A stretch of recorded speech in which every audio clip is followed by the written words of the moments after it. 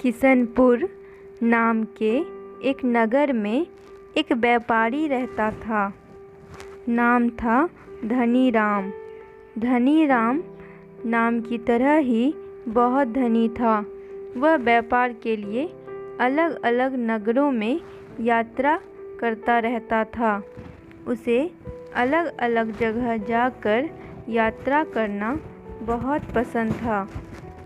एक बार वह यात्रा के लिए एक गांव आया।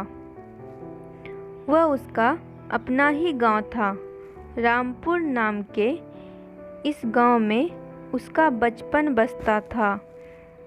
गांव आकर सबसे पहले वह अपने घर गया। उसका घर पहले की तरह नहीं था।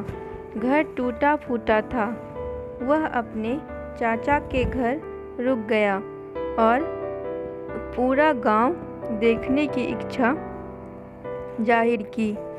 उसके चाचा ने हामी भरी और कहा कि बेटे, मैं तुम्हें कल गांव दिखा दूंगा। आज तुम आराम करो, बहुत थक कर आए होगे। चाचा के कहने पर धनीराम सोने चला गया। अगले दिन वह दोनों गांव देखने चले गए। धनीराम को गांव बहुत पसंद आया।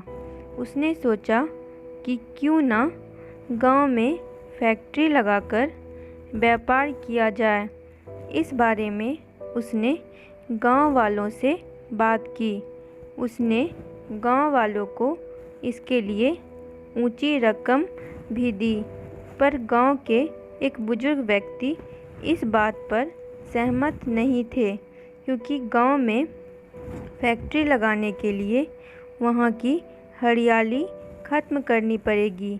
बहुत सारे पेड़ पौधे और जंगल नष्ट हो जाएंगे, पर कोई उनकी बात नहीं सुना। गांव में बहुत सी फैक्ट्रियां लगाई गई।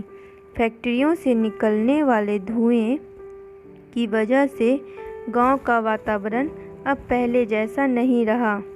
चारों तरफ हरियाली खत्म हो चुकी थी और उसकी जगह प्रदूषण ले चुका था। गांव की शांति भंग हो चुकी थी। एक दिन धनीराम कुछ काम से अपने नगर वापस लौट गया। कुछ दिन बाद जब वह फिर से गांव आ रहा था तो रास्ते में उसे बहुत जोर की प्यास लगी। वह कहीं छांव देखकर अपनी गाड़ी रोकना चाहता था, पर उसे आसपास कहीं कोई पेड़ दिखाई नहीं दिया जिसके नीचे वह अपनी गाड़ी रोक सके। कुछ देर बाद उसे वही बुजुर्ग आदमी दिखाई दिया। उसने उससे कहा कि अगर उस दिन तुम इतने सारे पेड़ न कटवाए होते तो शायद तुम्हें अपनी गाड़ी के लिए छांव मिल जाता। अगर तुम छांव की कल्पना कर रहे हो तो पहले पेड़ लगाओ। उस बुजुर्ग की बात का धनीराम को बहुत गहरा असर हुआ।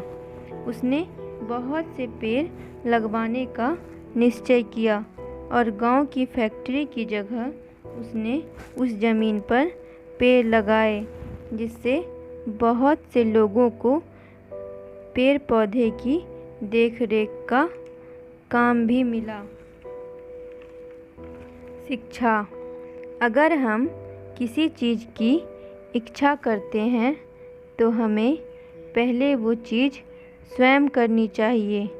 जिस प्रकार धनीराम को छांव चाहिए था तो उसने पहले पेड़ लगवाए, तब वह छांव की कल्पना करे।